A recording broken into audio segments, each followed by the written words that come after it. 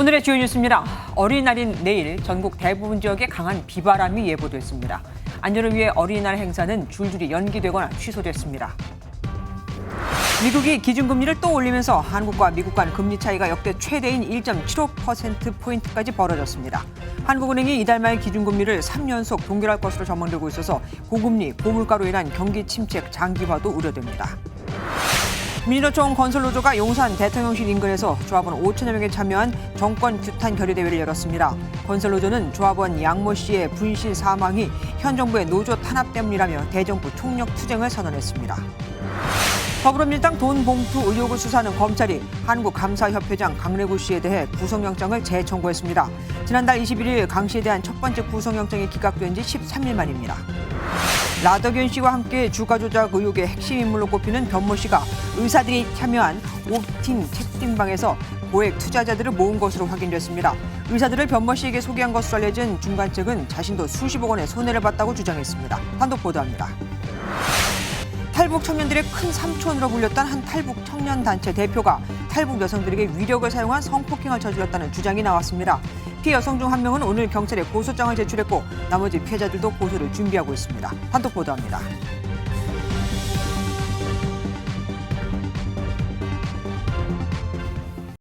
모처럼 4년 만에 전면 대면 행사로 치러지는 어린이날인데 이를 어쩌죠?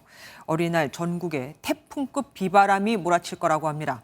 행사를 준비하고 있는 지자체 등은 급하게 장소를 바꾸거나 일정을 취소하고 있죠. 어린이날에 비가 많이 오는 것도 정말 간만입니다. 첫 소식 김민수 기자가 보도합니다. 서울 도봉구청 광장에 마련된 안전박람회 행사장에서 아이들이 즐거운 시간을 보냅니다. 어린이 주간을 맞아 어린이날에 앞서 개최했는데 정작 어린이날 행사는 구청 건물 안에서 진행하게 됐습니다. 도봉구에서 비 때문에 어린이날 행사가 실내에서 치러지는 건 이번이 처음입니다.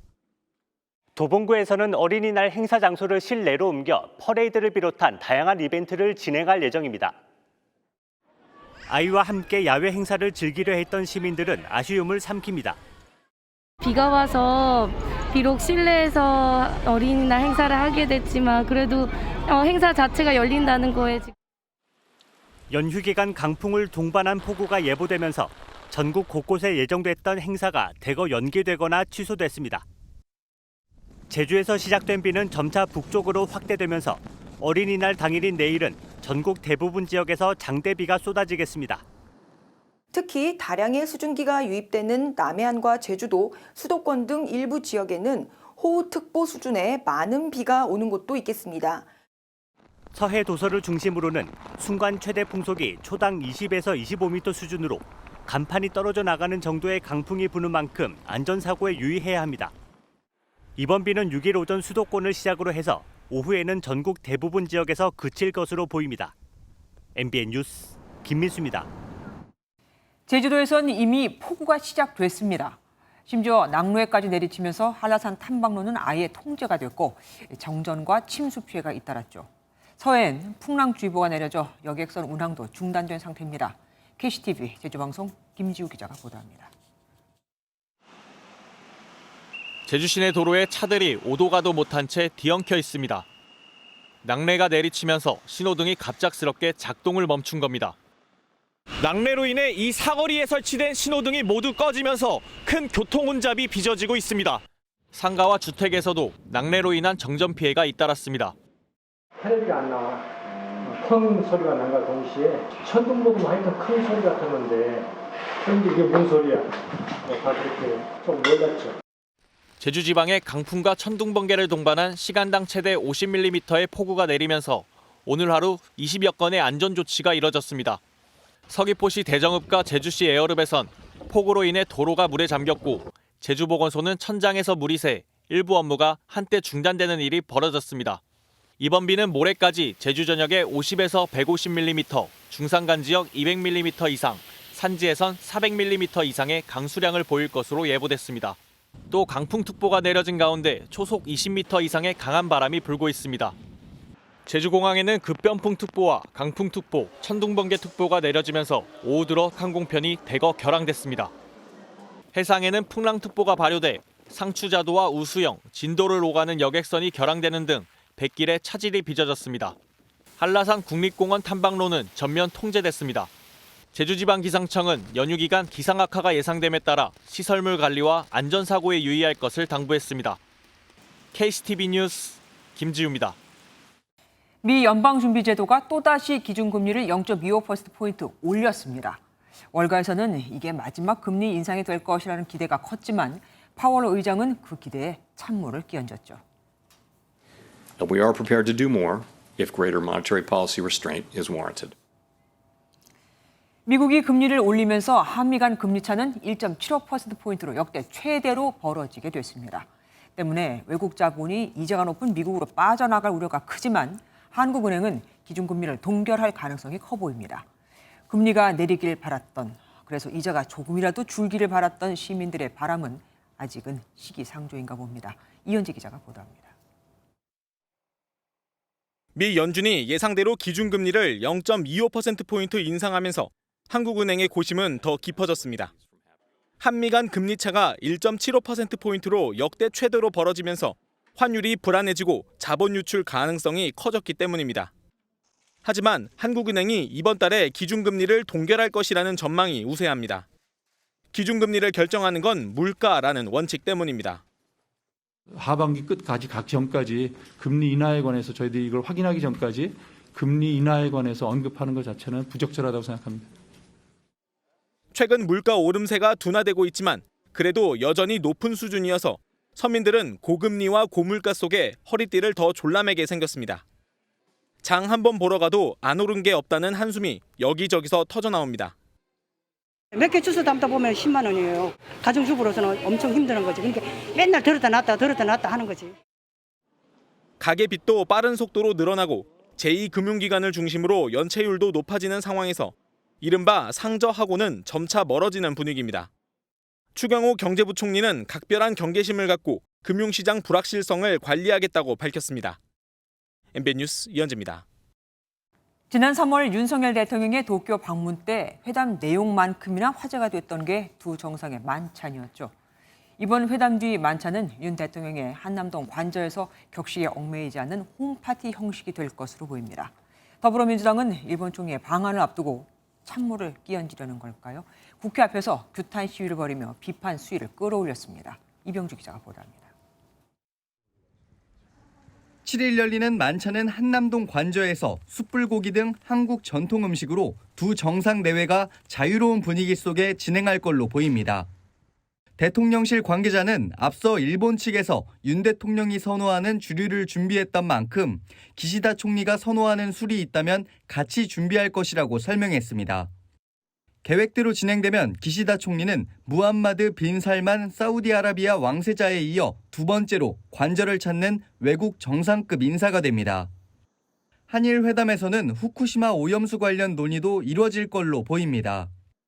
안보와 첨단 산업 및 과학기술, 청년 및 문화협력 등 양국 간 주요 관심사에 대해 협의할 예정입니다. 다만 공동선언이 도출될 가능성은 크지 않은 것으로 알려졌습니다.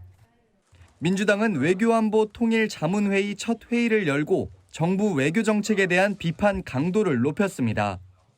윤석열 정부는 뻔한 정답을 놓아두고 일부러 오답을 선택하고 있는 것 같습니다. 이런 표현을 하기 싫은데 호갱 외교를 자처했습니다. 국민의힘은 문재인 정권 5년간의 실정에 대한 반성 없이 근거 없는 비난만 늘어놓고 있다고 맞섰습니다. MBN 뉴스 이병주입니다. 시민사회단체도 일본의 반성과 사과가 먼저라며 곳곳에서 규탄 집회를 열었습니다. 국회에선 950여 개 단체가 뜻을 모았고 전국 대학가에서도 피켓팅 시위가 이어졌습니다. 희호선우 기자가 보도합니다. 일본은 강제동원, 일본군 성노예제 사죄 배상하라! 오는 7일 기시다 일본 총리 방한을 앞두고 시민사회 단체들이 강제동원 등 과거사 문제에 대한 분명한 사과를 촉구했습니다. 일본 정부는 한반도 불법 강점, 강제동원, 일본군 성노예제, 민간인 학살, 그 어느 것도 인정하지도 책임지지도 않았다. 특히 과거사 문제에 대한 윤석열 대통령의 인터뷰도 꼬집었습니다. 100년 전 역사라고 우기면서 대법원 판결을 부정하는 듯한 대통령의 언동은 매우 위험한 헌법 파괴적 작태로 비판받아 마땅합니다. 전국 12개 대학가에서도 피케팅 시위가 이어졌습니다. 대학생들은 피해 생존자들이 일본에 사죄받을 시간이 얼마 남지 않았다고 호소했습니다. 방안이 확정된 날 또 한 분의 일본군 위안부 피해 생존자가 세상을 떠나셨고 이젠 정부에 등록된 피해 생존자는 단 9분만 남았다. 시민단체들은 모레 서울 청계광장에서 촛불 행사와 함께 정상회담 당일에는 용산에서 단체 행동을 이어가기로 했습니다. MBN 뉴스 표선우입니다. 영장 심사를 앞두고 분신했던 민주노총 건설노조 간부의 사망 이후 노정 관계가 급속히 냉각되고 있습니다. 민주노총 건설노조는 대규모 집회를 열고 정부의 노조 탄압이 건설 노동자의 죽음을 불렀다며 대대적인 대정부 투쟁을 예고했습니다. 그동안 회기의 자료 제출 문제 등으로 쌓였던 감정이 폭발한 겁니다. 최돈희 기자가 보도합니다.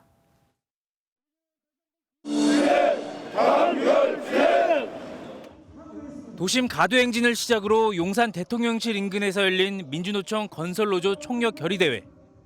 건설노조 조합원을 중심으로 경찰 추산 5천여 명이 집결했습니다. 건설노조 간부의 분신 사망에 강력 반발하며 정부와의 전면전을 선언했습니다. 우리를 죽이려고 하는 전쟁을 선포했기 때문에 이제는 우리 건설노동조합이 앞뒤 세지 않고 전면전을 해야 될 것입니다. 집회 참가자들은 정부의 노조 탄압 수사가 건설 노동자의 죽음을 불러왔다는 등 날선 발언을 쏟아냈습니다. 정부가 무리하게 노조 회계 자료를 요구하고 현장의 오랜 관행인 노조 전임비와 원래비, 조합원 채용을 불법 행위로 규정하면서 쌓인 불만과 갈등이 폭발한 모양새입니다. 민주노총은 정권 퇴진 운동을 벌이는 등 대정부 투쟁 수위를 한층 높일 것을 예고했습니다. 이제 인내의 시간은 끝났습니다. 노동자를 죽이고 물가 폭등으로 전세 사기로 서민들을 죽이는 이 부정한 권력 더 이상은 용납할 수 없습니다. 노정 간 갈등이 격화되면서 다음 달까지 결론 내야 하는 최저임금은 물론 근로시간 개편안 논의 등 산적한 노동 현안 해결은 쉽지 않을 것이란 전망이 나옵니다.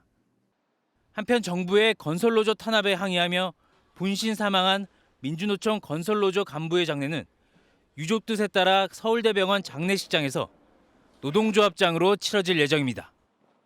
MBN 뉴스 최도입니다. 등산을 하러 왔을 뿐인데 가지도 않은 절 관람료를 내라고 하니 못 내겠다. 오랫동안 통행세 논란이 있어 왔죠. 오늘부터 전국 65곳 사찰들이 관람료를 없앴습니다. 이젠 정부나 지자체에서 보조금을 받을 수 있게 됐거든요. 정설민 기자가 보도합니다. 토암산 자락에 자리 잡은 천년 고찰 불국사. 국보인 다부탑과 석가탑을 관람료 한 푼 내지 않고 마주하니 더욱 감격스럽습니다. 무료 개방인 거는 모르고 왔는데 너무 좋아서 한 1년에 두세 번 정도는 계속 오고 싶습니다. 속리산 깊숙한 곳에 위치한 법주사도 매표소 현판을 떼고 안내소라는 새 이름을 붙였습니다. 문화재 관람료를 면제함에 따라서 좀 더 많은 국민들이 불교 문화재를 가깝게 할 수 있어서 적게는 1,000원, 많게는 6,000원이던 관람료가 면제된 전국의 사찰은 모두 65곳. 1962년 문화재보호법에 따라 징수하기 시작한 지 61년 만입니다. 등산객들과 사찰의 해묵은 갈등도 해소되게 됐습니다. 이곳 강화도 정족산도 등산을 하려면 전등사를 지나가야 하는데요. 때문에 4,000원의 관람료를 내야 했지만 이젠 사라졌습니다. 사찰 인근 상인들에게도 반가운 소식입니다. 다른 데 갔다가 입장료 없으니까 그냥 한 번 더 들을 수도 있는 거죠. 조계종은 관람객이 급증할 수 있는 만큼 문화재 훼손을 대비해 만전을 기하겠다고 밝혔습니다. MBN 뉴스 정설민입니다. 올해부터는 직장 가입자의 건강보험료율이 사상 최초로 임금의 7%를 넘었죠. 초저출산 현상 속에 노인 인구는 갈수록 줄어들면서 건강보험 재정이 악화되고 있는 건데 2050년에는 한 사람이 추가로 내야 하는 돈이 추가입니다. 100만 원에 육박할 거라고 합니다. 전남주 기자가 보도합니다. 고령화 탓에 노인 의료비가 늘면서 국민이 추가로 감당해야 할 건강보험 부담액이 크게 불어날 것이란 전망이 나왔습니다. 최근 한 학술대회에서 나온 추산에 따르면 의료 이용이 48% 늘고 65세 이상 노인 진료비 비중은 전체의 74%까지 늘어납니다. 통계청의 장래 인구 추계 결과를 적용해 고령화 이외 다른 조건은 현재와 같다는 전제하에 나온 예측치입니다. 건강보험 실질 진료비는 2021년 90조 원에서 2050년 133조 원으로 증가할 것으로 예상했습니다. 국민 1인당 추가로 내야 할 연간 보험 부담액도 늘어나는데 2050년에는 95만 원까지 증가할 것으로 나타났습니다. 생산 가능 인구의 건강보험 추가 부담액은 2050년 201만 원으로 더 클 전망인데 앞으로 건보를 책임져야 하는 청년 세대들에게 부담은 큽니다. 회사원이 되었을 때 돈은 한정적으로 받는데 돈은 많이 내야 될 것 같아서 부담될 것 같아요. 그 비중이 너무 커지면은 좀 생활하는데 어려움이 있지 않을까라는 생각. 전문가들은 과도한 의료 이용을 막기 위해 의료비 지출 시스템 등을 근본적으로 개선할 필요가 있다고 지적합니다. MBN 뉴스 전남주입니다. 돈 봉투 살포 의혹을 수사 중인 검찰이 핵심 피의자인 강래구 한국감사협회장에 대해 구속영장을 다시 청구했습니다. 지난번엔 기각됐었죠. 강 회장을 비롯한 주변 관련자들의 조직적 증거인멸 정황을 추가로 포착했다는 건데 이래도 구속영장이 나오지 않으면 검찰 타격이 클 겁니다. 심가영 기자가 보도합니다. 돈봉투 살포 의혹의 핵심 인물로 꼽히는 강래구 회장이 또 한 번 구속 갈림길에 섰습니다. 지난달 21일 검찰의 1차 구속영장 청구가 기각된 지 13일 만입니다. 현명한 판단을 해주신 재판부에 감사드립니다. 이상입니다. 검찰은 추가 수사를 통해 혐의를 보강했고 조직적 증거인멸 정황을 추가로 확인해 영장을 다시 청구했다고 설명했습니다. 송영길 전 대표의 휴대폰 초기화와 송 전 대표 후원 조직인 먹사연 내 PC 하드디스크 교체 등의 정황 등이 고려된 것으로 풀이됩니다. 강 회장은 민주당 전당대회 당시 9,400만 원 상당의 금품 제공을 지시와 권유 또는 살포하고 사업가 박모 씨로부터 납품과 청탁 명목으로 300만 원을 수수한 혐의를 받습니다. 단 정치자금법 위반에 대해선 자금의 출처와 관련해 추가 수사가 더 필요하다고 보고 혐의에서 제외했습니다. 강 회장의 신병이 확보되면 검찰은 강 회장을 상대로 돈봉투 의혹의 윗선을 집중 추궁하는 등 수사에 탄력을 얻게 될 것으로 보입니다. 검찰은 이미 입건된 윤관석, 이성만 의원에 대해서도 소환을 통보하고 출석 일정을 조율하고 있습니다. MBN 뉴스 심가현입니다. 이재명 대표의 최측근이죠. 정진상 전 실장에 이어 김용전 부원장도 보석으로 풀려났습니다. 대장동 일당에게 뇌물을 받은 혐의로 재판이 아직 진행 중인데 말이죠. 수사도 수사지만 재판이 너무 길어지면서 구속기간 만기가 다가왔기 때문입니다. 연이은 측근 석방에 수사에 차질을 빚는 건 아닌지 우려가 나옵니다. 우정환 기자가 보도합니다. 법원이 김용전 민주연구원 부원장 보석을 허가했습니다. 지난해 10월 구속된 뒤 약 6개월 만입니다.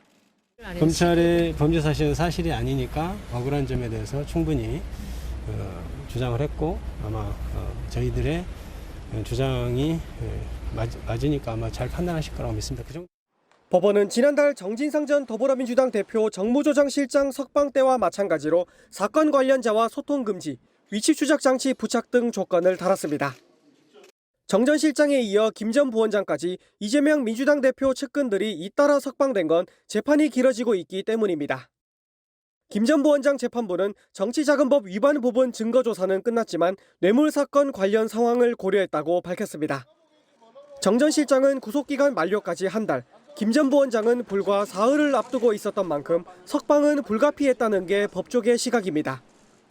일각에서 공소유지 찾을 가능성도 제기됐는데 검찰 관계자는 법원에서 증거인멸 우려를 고려해 조건을 걸었으니 그런 점을 참작해 만전을 기하겠다고 밝혔습니다. 한편 재판에서 피고인 신문이 시작된 가운데 김 전 부원장은 정치 자금을 받은 적이 없다는 주장을 고수했습니다. MBN 뉴스 우종환입니다. 종편 재승인 점수를 조작했다는 의혹과 관련해 그제 기소된 한상혁 방통위원장이 곧 면직될 것으로 보입니다. 윤석열 대통령이 다음 주 안에 면직안을 제거한다고 하거든요. 전현희 권익위원장 등 소위 전 정부 사람들이라고 하는 기관장들에 대해서도 압박이 더 거세지겠죠. 여당에선 한술 더 떠 정부와 반대로 가면서 정부 월급을 타가는 건 세금 도둑질이라는 말까지 나왔습니다. 원중희 기자입니다. 정부가 한상혁 방통위원장에 대한 면직을 검토하고 있는 것으로 확인됐습니다. 한 위원장이 공무집행방해, 직권남용 등의 혐의로 불구속 기소된 만큼 국가공무원법이 규정한 직무를 위반해 면직 대상이 된다는 판단입니다. 대통령실은 늦어도 다음 주 안에는 윤 대통령이 면직안을 제거할 것으로 보고 있습니다. 먼저 이번 주말 기시다 일본 총리의 방한을 마무리하고 기소 7일 뒤인 공소장 공개 시점도 감안할 거란 전망입니다. 다만 후임 방통위원장에 대한 임명은 곧바로 이뤄지진 않을 것으로 보입니다. 한 위원장의 임기인 7월 31일 이전에 후임 인선이 이루어질 경우 재임명 시 인사청문회를 한 번 더 치러야 하는 부담이 있기 때문입니다. 이에 따라 남은 임기 동안 위원장 대행 체제로 전환될 가능성이 점쳐집니다. 국민의힘 박대출 정책위 의장은 정부와 반대로 가면서 정부 월급 타먹는 것은 국민 세금 도둑질이라며 이른바 알박기 인사들을 양심에 털난 사람들이라고 비난했습니다. 향후 전현희 권익위원장과 정현주 방송통신심의위원장, 노태학 선거관리위원장 등 전 정부가 임명한 기관장들에 대한 거취 압박도 거세질 전망입니다. 더불어민주당은 현 정권이 한 위원장에 대해 억지 혐의로 불구속 기소를 밀어붙이고 근거 없는 면직도 시도하고 있다고 비판했습니다. MBN 뉴스 원중입니다. 이명박 전 대통령이 오는 15일 옛 참모들과 청계천을 산책합니다. 이뿐만 아니라 4대 강에도 방문할 것으로 알려졌는데 자신의 치적으로 꼽았던 곳들이죠. 정치적 명예회복에 나선 것으로 보입니다. 이어서 김순천 기자가 보도합니다. 지난 2005년 10월 40년 만에 복원된 청계천은 이명박 전 대통령이 서울시장 재직 당시 대표적 성과로 꼽힙니다. 우리 1천만 서울 시민은 청계천이 어둠의 세월을 용서하고 본래의 모습을 찾아 우리의 품으로 돌아왔음을 온천하에 관하라. 대통령 재임 시절과 퇴임 뒤에도 종종 찾았을 만큼 정치적 상징성이 있는 곳이기도 합니다. 이후 자동차 부품업체 다스 자금을 횡령하고 삼성 등으로부터 뇌물을 받은 혐의로 징역 17년형이 확정됐다가 지난해 12월 사면 복권된 이 전 대통령, 오는 15일 청계천을 다시 찾습니다. 옛 참모진 20명과 함께 청계광장에서 6.5km 거리를 2시간 정도 산책한 뒤 마장동에서 식사를 마치고 귀가한다는 계획입니다. 또한 재임 시절에 추진했던 4대강의 자전거길 방문도 검토 중입니다.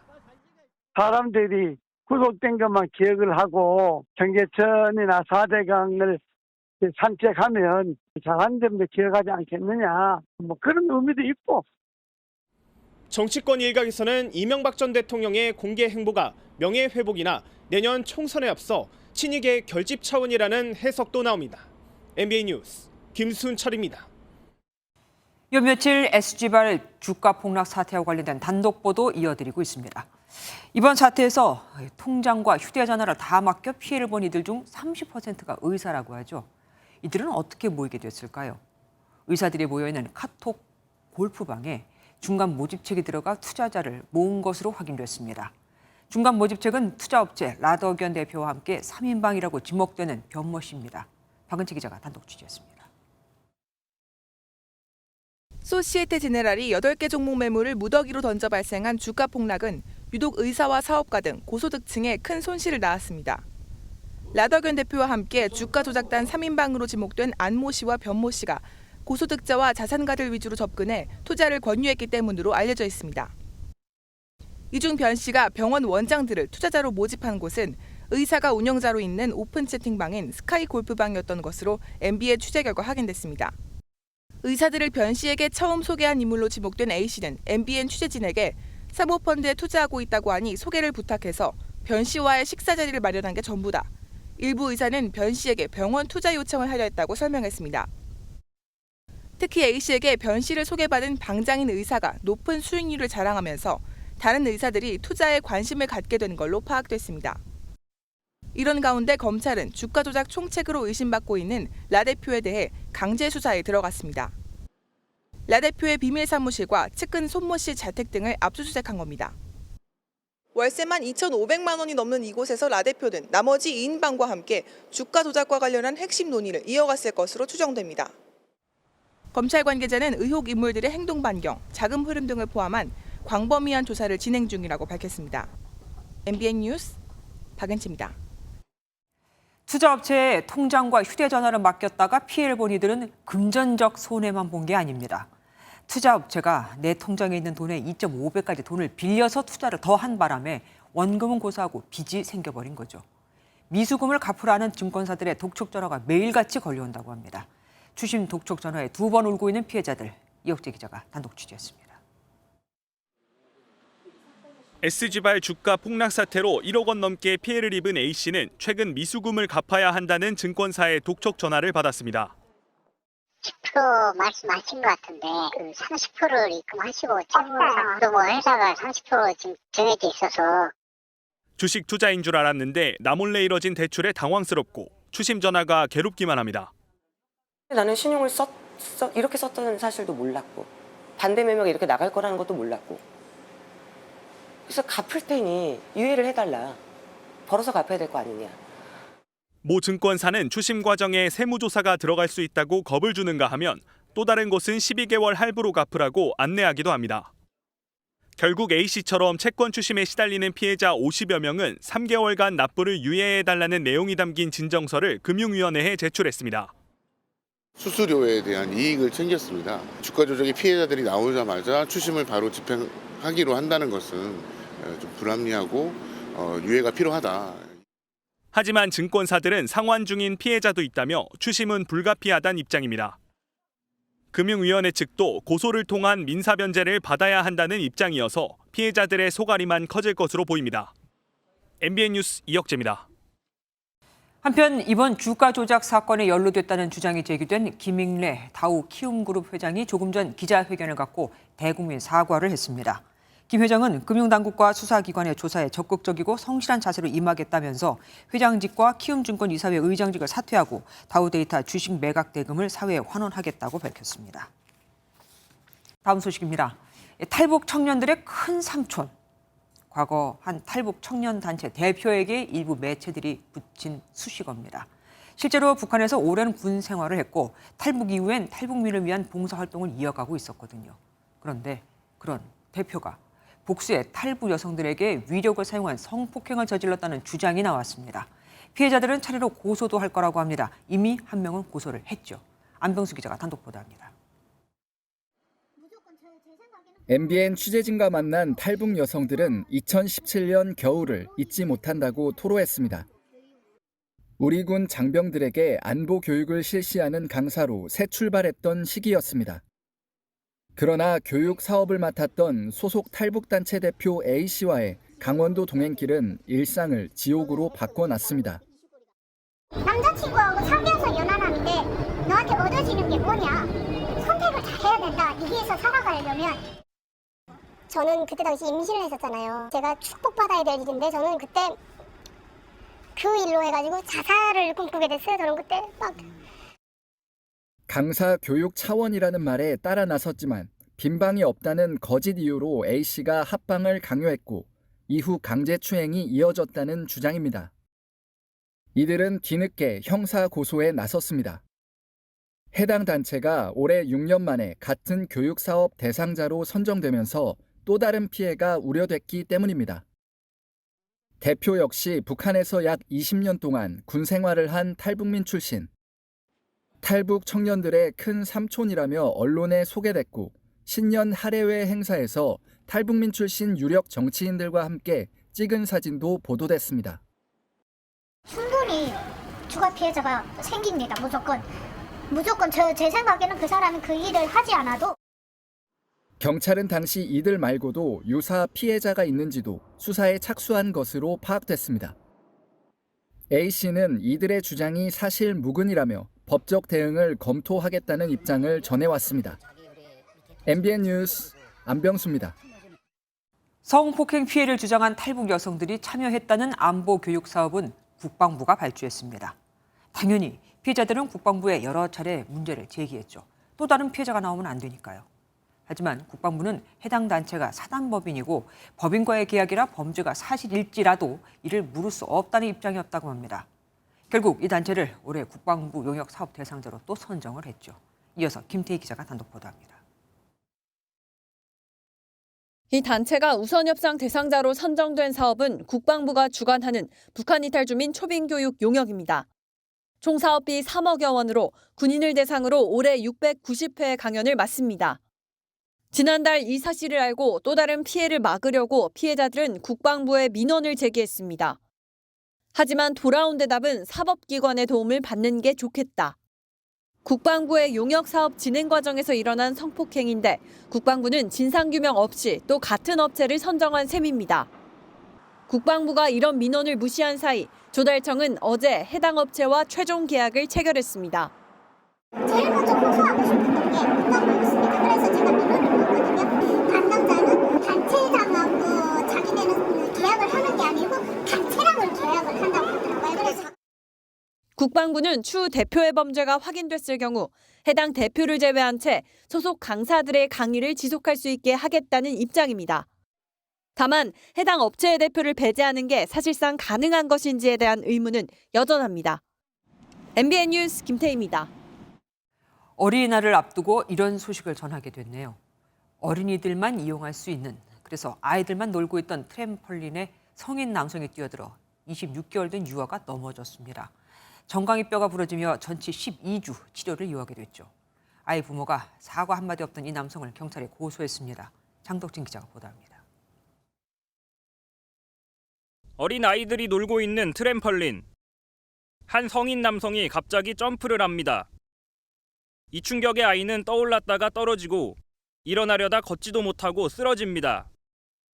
울음소리를 듣고 온 엄마가 아이를 병원에 데려갔는데 정강이 뼈가 부러졌다는 진단을 받았습니다. 응급실 갔는데 골절이다 이렇게 얘기하고 높은 데서 떨어졌냐 거기에서 이제 밖으로 떨어진 거냐 이렇게 말하더라고요. 부모는 처음엔 아이가 놀다가 넘어진 걸로 생각했지만 부상이 심해 CCTV를 확인해보니 가해 남성이 보였습니다. 사고 직후 피해 아동 부모가 이 남성에게 아이가 어떻게 넘어졌는지 물었지만 답하지 않았습니다. 애기 상태를 확인하는데 계속 뒤에서 쳐다보고 계시더라고요. 달래고 있을 때도 이제 나가시면서도 계속 아기야 괜찮니? 뭐 이렇게 물어보시니까 저는 해당 남성이 누구인지 알 수 없어 결국 부모는 상해죄로 경찰에 고소했습니다. 심한 충격으로 아이가 넘어져서 다치리라는 점을 알고도 감수하고 짚었다면 상해가 될 수 있는데 전치 12주 판정을 받은 아이는 깁스를 한 채 한동안 어린이집도 못 갔습니다. 치료 이후에도 뼈가 과성장 또는 과소성장하는 등 후유증이 나타날 수도 있습니다. 고소장을 접수받은 경찰은 고소인과 피고소인을 불러 조사하는 등 사건을 수사할 계획입니다. MBN 뉴스 장덕진입니다. 음주운전을 하다 출동한 경찰을 피해 도주하던 운전자. 결국 역주행까지 하다 마주오던 택시를 들이받았습니다. 택시 운전기사가 숨지고 승객이 크게 다쳤는데 가해 운전자는 과거에도 여러 차례 음주운전을 하다 적발된 전력이 있었습니다. 이 두 분은 무슨 죄일까요? 이재우 기자가 보도합니다. SUV 차량 한 대가 역주행하며 도로를 내달리고 그 뒤를 순찰 차량이 뒤쫓습니다. 음주운전을 한 40대 남성이 경찰 추격을 피해 달아나는 모습입니다. 음주운전자는 2km 정도를 도주하다 중앙선을 넘어 역주행하기도 했습니다. 그러다 마주오던 택시를 그대로 들이받았습니다. 이 사고로 50대 택시 운전기사가 숨지고 승객 1명이 크게 다쳤습니다. 가해 운전자는 경기도 이천에서 직장 동료 2명과 술을 마신 뒤 함께 차량에 올라 경기도 광주시까지 20여 킬로미터를 운전한 것으로 파악됐습니다. 당시 지그재그 운전을 하는 모습을 본 시민이 경찰에 신고했고 출동한 경찰이 검문하려 하자 도주를 시작했습니다. 혈중 알코올 농도 0.190%, 면허 취소 수치를 훌쩍 넘긴 상태에서 운전대를 잡았는데 과거에도 5차례나 음주운전을 한 전력이 있는 것으로 알려졌습니다. 숨진 택시기사의 아들은 이번 주말에 가족들과 함께 식사를 하기로 한 아버지와의 약속을 지키지 못하게 됐다며 말을 잇지 못합니다. 5번째인데도 그렇게 운전하고 다닌다는 게 믿을 수가 없고 일만 하다 돌아가셔가지고 며칠 전에 제가 생일이었는데 이번 주말에 만나서 밥 먹기로 했는데 경찰은 가해 운전자에 대한 조사를 마치는 대로 구속영장을 신청하는 한편 동승자 2명도 이 건에 조사하고 있습니다. MBN 뉴스 이조입니다. 그런가 하면 현직 경찰관이 새벽 시간 음주운전을 하다가 차량 2대를 잇따라 들이받은 일도 있었습니다. 이후 차를 버리고 도망쳤는데 하필이면 다행이라고 해야 할까요? 지구대 앞이었고 차 안에 경찰 근무복이 있어서 덜미가 잡혔습니다. 정치훈 기자입니다. 새벽 시간 차 한 대가 중앙선을 넘어 지그재그로 주행합니다. 큰 충돌 소리에 놀란 시민들이 밖으로 나오고 경찰차와 견인차도 출동합니다. 흰색 SUV가 중앙선을 넘어 차량 2대를 잇따라 들이받고 도주한 겁니다. 아니 여기가 사고 날 곳이 아닌데 어떻게 사고 나셨어요? 물어봤더니 받고 도망가 버렸다고. 이 사고로 상대 차량 운전자 2명이 다쳐 병원으로 옮겨졌습니다. 운전자는 100m쯤 떨어진 곳에 차를 버리고 도주했습니다. 차를 버리고 도주한 장소는 광주의 한 지구대 코앞이었습니다. 운전자가 두고 간 차 안에서 경찰 근무복과 장구 등이 나왔습니다.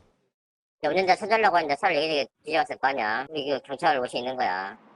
잠적했던 경찰관은 광주경찰청 기동대 소속 순경으로 드러났습니다. 해당 순경은 2시간쯤 뒤 스스로 찾아와 자수했고 음주 측정 결과 면허 정지 수준의 혈중 알코올 농도가 측정됐습니다.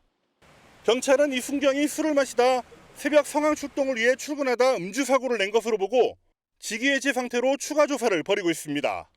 MBN 뉴스 정춘우입니다. 지난달 충북 괴산에서 무자격 사냥꾼이 훈련 중인 병사를 쏜 사건과 관련해 군은 훈련 사실을 지자체에 알렸지만 지자체는 유해 조수 피해 방지단에 연락을 안 했다는 사실 단독 보도해드렸는데 지자체가 알았다면 경찰도 이 사실을 알고 있었겠죠. 그럼에도 경찰은 당시 군이 훈련 중이라는 걸 알았음에도 사냥꾼에게 총기를 대여해 줬습니다. 백기조 기자가 단독 보도합니다. 훈련 중인 병사가 총에 맞은 사고 당일인 지난달 11일, 경찰은 군 훈련 일정을 알고 있었습니다. 그럼에도 유해 조수 피해 방지단 사냥꾼에게 평소대로 총기를 지급했는데 경찰은 군의 설명 부족을 이유로 들었습니다. 야간 훈련까지 진행을 한다는 거는 전혀 알 수가 없었죠. 솔직히 말씀드리면. 거기서 통보해 주지 않는 이상은 저희가 알 수가 없습니다.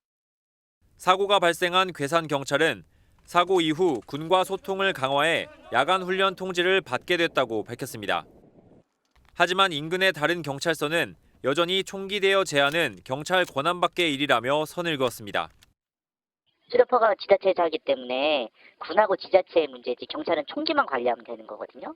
경찰에서 그거를 불출하지 말아야 된다, 해야 된다 이런 권한 자체가 없는 거거든요. 구체적인 예방책이 없던 군도 사고 직후 MBN 취재가 시작되자 지난달 21일 뒤늦게 사냥꾼의 활동을 사전에 확인하는 등의 내용이 담긴 매뉴얼을 만든 것으로 확인됐습니다. 지난 2012년에도 인근 음성에서 같은 사고가 있었지만 당시 군은 5인 사격 예방 홍보에만 열중하느라 정작 매뉴얼은 만들지 않았습니다. 군과 지자체, 경찰이 유기적으로 소통하는 시스템을 만들었다면 11년 만에 같은 사고가 재발하지 않았을 거란 지적입니다. MBN 뉴스 백길종입니다.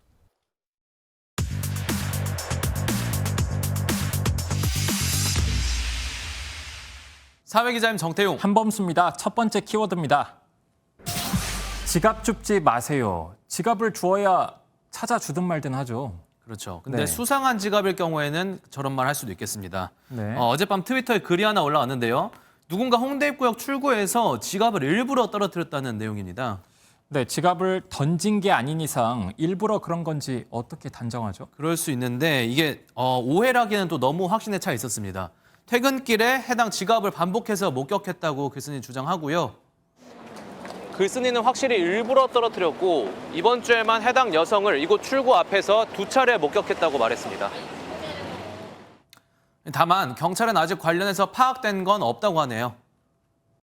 저희는 따로 뭐 관련돼서 신고받은 건 없어요. 떨어진 지갑도 2번 보고 지갑을 떨어뜨린 여성도 2번 보고 이래서 의심이 간다 이 말이잖아요. 맞습니다. 그나저나 요즘 강남에서 마약 음료 사건이 터지면서 길거리에서 있는 모든 일들이 수상스럽단 말이죠. 그렇습니다. 네. 흉흉하죠. 그래서일까요? 댓글 반응도 쏟아졌는데요. 절대 죽지 마라, 경찰에 신고하거나 모르는 척해라 이런 조언부터 시작해서요. 괜히 찾아줬다가 감사 대접한다면 사이비 교회에 끌려갔다. 또 돈 없어졌다고 우기며 역으로 신고당한다. 이런 각자의 경험담까지 다양했습니다. 네, 이번 일 별 의도가 없는 사건이었으면 좋겠습니다. 한편으로는 좋은 일을 하고 싶어도 무서워서 못하는 현실이 된 것 같아서 안타깝고 무섭게 느껴지기도 합니다. 맞습니다. 다음 키워드 보겠습니다. 12살 초등학생이랑 성관계, 이거는 상대방의 동의를 받았다고 해도 처벌 내려지지 않나요? 네, 우리나라에선 만 16세 미만과 성관계를 하면 무조건 처벌받습니다. 그런데도 이런 사건이 또 터졌다는 거죠? 네, 피의자 그래서 잘 잡았습니다. 법원까지 잘 보냈습니다. 그런데 판결에서 좀 논란이 일고 있습니다. 무슨 내용인지 한번 들어보겠습니다. 네, 재작년 경남 창원에서 남성 A씨가 오픈 채팅방으로 12살 소녀를 꼬드겨서 룸카페와 자가용에서 성관계를 가졌습니다. 이 오픈 채팅방, 룸카페, 이게 사실 원래 그러려고 만들어진 건 아닌데 이게 잘못 활용될 때가 되게 많은 것 같아요. 네, 오픈 채팅방에선 각종 정보가 여과 없이 돌아다니고 있고요. 그런데 미성년자 접촉을 차단할 뾰족한 방법은 또 없습니다. 룸카페는 입장할 때 나이 확인을 안 하는 곳이 태반이고요. 일단 이것부터가 계속 고민해야 될 문제인데 아무튼 다시 돌아와서 아까 판결 말씀하실 때 논란이 있었다고 했잖아요. 남성 A씨가 판결까지는 받았던 거죠? 맞습니다. 수사받고 판사 앞에 섰습니다. 징역 2년에 집행유예 3년 그리고 성폭력 치료 강의와 취업 제한 조치가 내려졌습니다. 쓰여있는 목록만 봐서는 엄청나게 처벌한 것 같은데 결국에는 집행유예예요. 그게 핵심이죠. 사실상 이거는 실형 안 내려진 맹탕이잖아요. 그 말 하려고 한 겁니다. 피해자와 가족이 처벌을 원하지 않았다는 점 등을 집행유예 이유로 들었습니다. 다만 다소 감정적인 댓글 반응이 이어지고 있습니다. 판사들 딸들이 당해야 정신 차릴까? 이런 나라에서 딸을 어떻게 낳고 기르냐라고 올라왔습니다. 미성년자의 처벌 불원 의사만큼은 피해자가 성숙한 의사결정 능력을 바탕으로 한 것인지 면밀히 검토해볼 필요가 있다고 생각합니다. 물론 판례나 양형 기준 참고해서 판사님이 형량 정했겠죠. 그래도 지나치게 가벼운 판결 아니지 싶습니다. 또한 이걸로 미성숙한 어린이 그리고 청소년을 충분히 보호할 수 있을지도 의문이 드네요. 네. 여기까지 하겠습니다. 사회기자 M이었습니다. 내일 어린이날을 앞두고 아이들은 모르겠지만 부모님들은 부담이 만만치 않습니다. 햄버거, 피자, 치킨 등 아이가 좋아하는 메뉴들 요즘 가격이 많이 올랐고 놀이동산 등 입장료도 너무 뛰었거든요. 아이 둘을 데리고 밖에 나가서 놀고 식사 한 번만 해도 수십만 원은 그냥 기본으로 나옵니다. 김종민 기자가 보도합니다.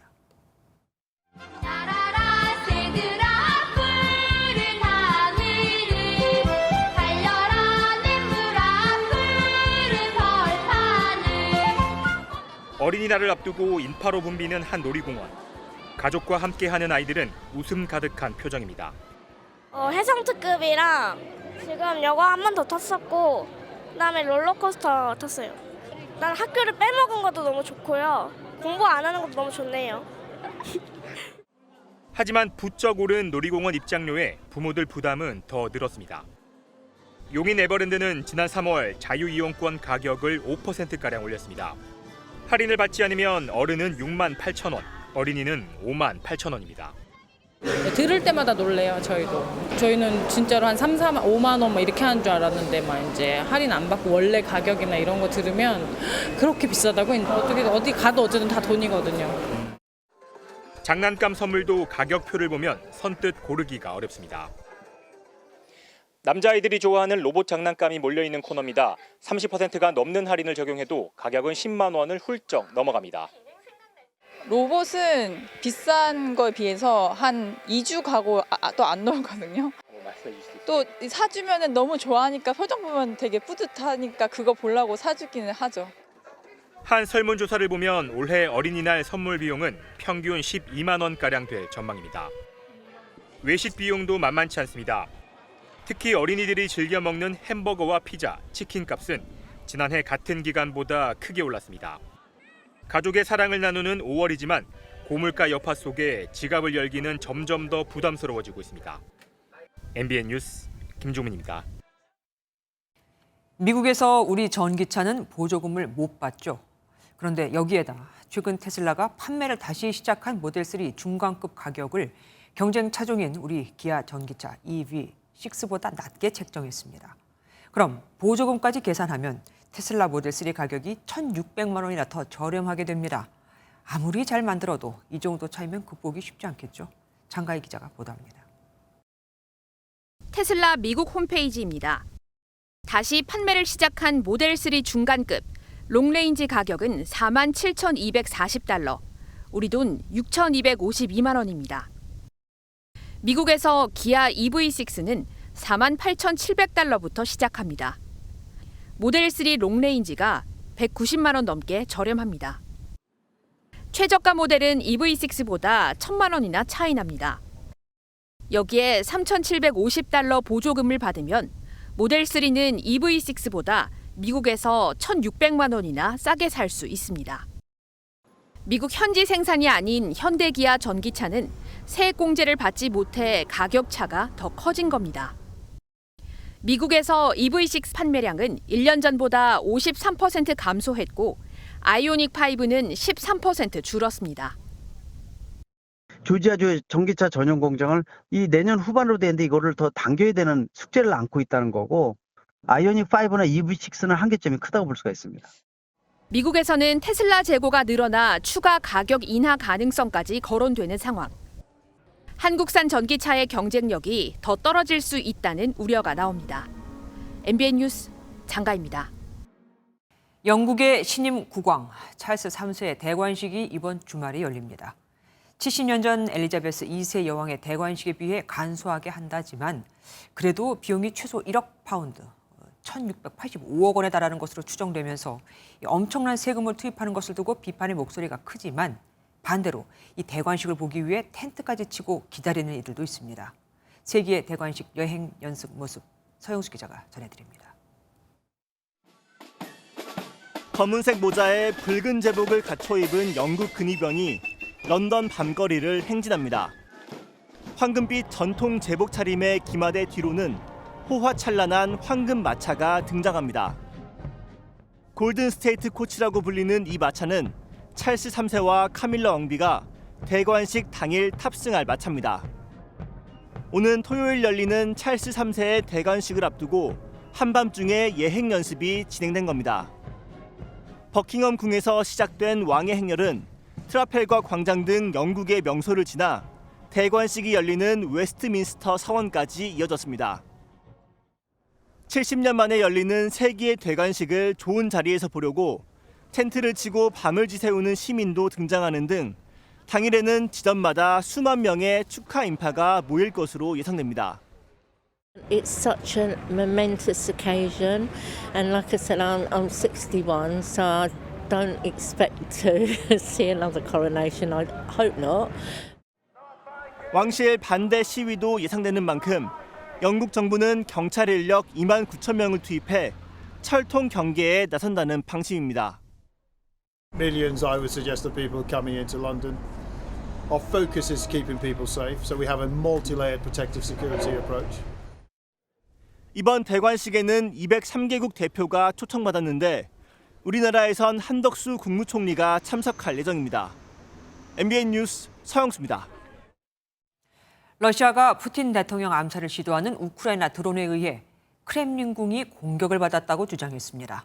우크라이나는 즉각 부인했지만 이후 러시아는 보복 공습을 단행했죠. 또 드론 공격 배후에 미국이 있다고도 주장했습니다. 러시아가 우크라이나를 공격하기 위해 자작극을 벌인 것이라는 말도 나옵니다. 장동건 기자입니다. 크렘린궁 상공으로 비행체가 날아들더니 강렬한 빛을 내뿜으며 폭발합니다. 러시아 SNS에 퍼진 미확인 영상입니다. 러시아는 우크라이나의 드론 공격이라고 주장합니다. Украина этой ночью попыталась нанести удар по Кремлю при помощи беспилотников. Как сообщили в пресс-службе президента, российские военные и спецслужбы при помощи систем радиоэлектронной борьбы вывели из строя 2 дрона. 크렘린궁은 사상자나 건물 손상은 없었지만 푸틴 대통령을 암살하려는 계획적 테러로 간주한다며 보복을 공언했습니다. 북유럽 5개국에 군사 지원을 요청하려고 핀란드를 깜짝 방문한 젤렌스키 우크라이나 대통령은 공격을 전면 부인했습니다. We don't attack Putin or Moscow. We fight on our territory. 이번 사건을 두고 무수한 해석이 나오는데 뉴욕타임스는 실제로 드론 공격이었다면 러시아군의 난처한 실패라고 진단했습니다. 다만 러시아가 우크라이나를 공격하기 위해 자작극을 벌였을 가능성도 언급했습니다. 실제로 우크라이나 남부 헤르손주에선 대규모 폭격으로 민간인 20여 명이 숨졌고 이튿날인 오늘 새벽에도 수도 키이우를 비롯한 전국 주요 지역에 보복 공습을 퍼부었습니다. 양국이 반격과 보복을 예고하며 확전 움직임이 본격화하는 가운데 미국은 우크라이나에 공대지 로켓을 포함한 4천억 원 규모의 무기를 추가 제공하기로 했습니다. MBN 뉴스 장동건입니다. 경주 하면 천마총 떠올리는 분들 많죠. 정부 수립 후 처음 우리 손으로 기획 발굴한 천마총 발굴 50주년을 맞아 천마도 실물이 9년 만에 공개됩니다. 처음으로 천마 4점이 한데 모여 있는 것도 볼 수 있죠. 김문영 기자가 미리 다녀왔습니다. 세계적인 댄스 크루 저스트 절크가 천마의 역동적인 움직임을 춤으로 표현해냅니다. 신라를 대표하는 왕릉급 고분인 경주 천마총 발굴 50주년을 맞아 이런 특별 행사와 함께 천마도의 실물이 9년 만에 대중에 공개됐습니다. 1973년 경주 관광개발 계획에 따라 발굴된 천마총의 천마도는 사실상 유일한 신라의 회화 자료. 신라는 고구려처럼 고분 벽화가 있는 것이 아니기 때문에 회화를 알 수 있는 자료가 거의 드물었습니다. 그런데 천마총에서 출토된 천마 그림 말다래를 통해 신라의 회화 자료가 확보되었다고 할 수 있습니다.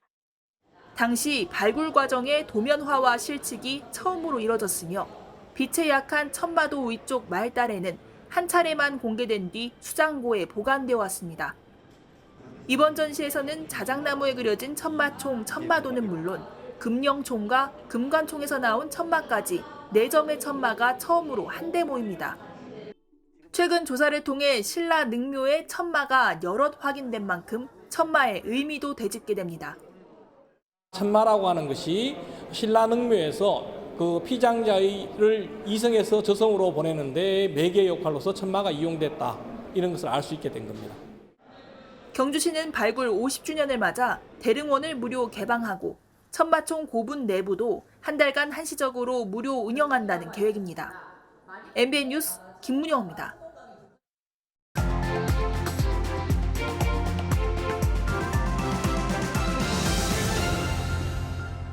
No thanks. Come on, Nico, it's just one beer. I'm still driving.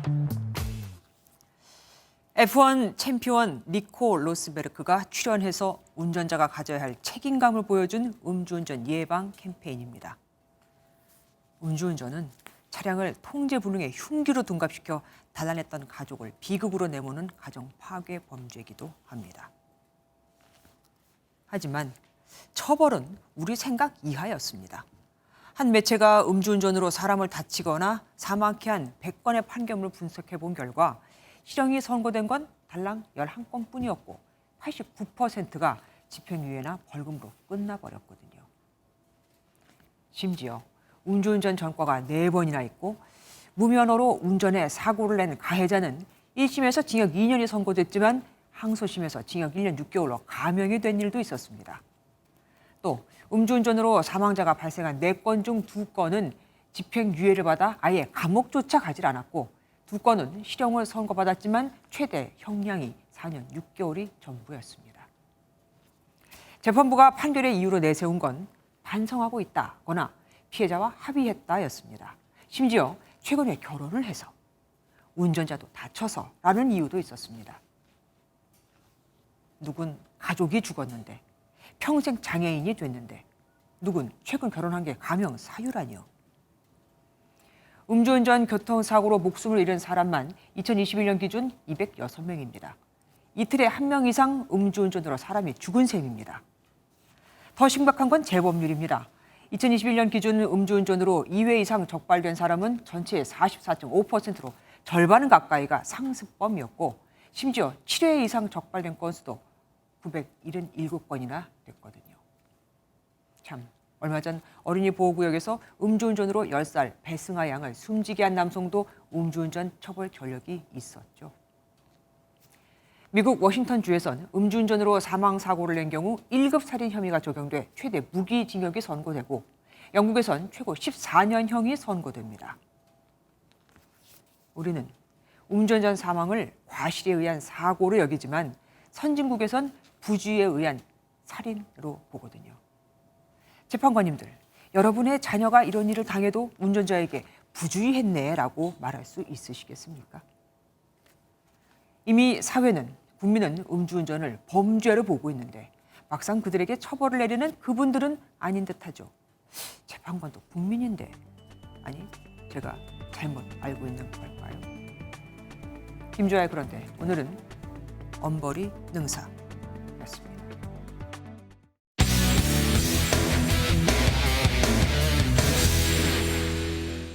스포츠 뉴스입니다. 오늘 개막한 GS칼텍스 매경오픈에서는 최연소인 14세 안성현부터 최고령인 68세 최상우 선수까지 나이를 초월한 대결이 펼쳐졌습니다. 그야말로 나이는 숫자에 불과하다는 걸 보여줬는데요. 구경호 기자가 대회 현장에 다녀왔습니다. 올해 GS칼텍스 매경오픈 최연소 출전자인 안성현이 270m에 달하는 드라이버 샷을 때립니다. 덩치는 산만하지만 얼굴에 여드름이 가득한 중학교 2학년 14살 국가대표입니다. 이번 대회는 초등학교 때부터 MBN 꿈나무 골프 선수권에서 장타를 때리며 이름을 알린 안성현의 생애 가장 큰 대회.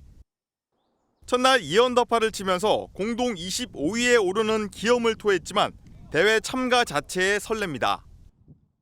TV로도 많이 보고 갤러리도 한 번 왔었었는데 직접 나오니까 되게 기쁘고 또 되게 설레는 것 같아요. 국내 남자 골프의 살아있는 전설인 최상우는 68살의 최고령에도 마지막 홀 버디를 기록하며 2오버파로 녹슬지 않는 기량을 뽐냈습니다. 이 대회 통산 2차례 우승한 최상우는 자신이 가진 62살 최고령 컷 통과 기록 경신에 도전합니다. 저도 사람이다 보니까 후배들 잘하는 거 보면 저도 욕심도 나고 아주 화기애애하게 재밌게 오늘 했던 것 같습니다. 1라운드 선두는 310m 장타에 이은 정교한 샷으로 이글을 기록한 정찬민으로 8언더파를 쳤습니다. 디펜딩 챔피언 김비호는 4언더파 공동 4위에 올라 2연패 시동을 걸었습니다. 선수들의 샷 대결은 황금 연휴, 특히 갤러리가 몰릴 주말에는 더욱 불꽃이 튈 전망입니다. MBN 뉴스 구경호입니다. 오늘부터 사흘간 전국에 강한 비바람이 몰아치겠습니다. 남부지방에는 비가 시작됐고요. 이 비구름이 점차 북상하면서 밤이 되면 전국에 비가 내리겠습니다. 빗줄기는 더욱 거세지겠습니다. 어린이날인 내일은 여름철 같은 호우가 쏟아지겠습니다. 지역별로 강한 비가 내리는 시점을 보시면 남해안과 지리산 부근, 제주는 모레 새벽까지, 중부지방과 호남권은 내일 오후부터가 되겠고요. 영남 지역으로는 내일 밤부터가 최대 고비가 되겠습니다. 비는 토요일 오전에 대부분 그치겠습니다. 그 사이 제주 산지에 400mm 이상, 전남 해안과 경남 남해안, 지리산 부근에 많게는 200mm 이상, 경기 남부와 강원 영서 남부, 인천에는 120mm 이상이 쏟아지겠고요. 그 밖에 전국으로는 적게는 20에서 많게는 100mm의 큰 비가 예상됩니다. 비와 함께 바람도 강하게 불고 있습니다. 해안가와 제주로는 초속 20에서 25m 이상의 간풍이 불겠고요. 그 밖에 전국으로도 평소보다 바람이 강하겠습니다. 자세한 지역별 내일 기온입니다. 중부지방은 낮 동안 서울이 20도, 강릉 22도로 오늘보다 5도가량 낮겠고요. 남부지방은 광주가 22도, 부산도 19도에 그치겠습니다. 일요일부터는 다시 맑은 하늘이 드러나겠습니다. 내셨습니다. 안녕하세요. 김주하입니다. 공정하고 신속한 MBN 뉴스, 유튜브를 통해서도 만나보실 수 있습니다. 특히 더 많은 뉴스와 라이브를 보고 싶으시다면 오른쪽을 눌러서 구독하시면 됩니다. 어렵지 않죠? 빠르고 정확한 뉴스로 계속 찾아뵙겠습니다. MBN 뉴스를 시청해주신 여러분 고맙습니다.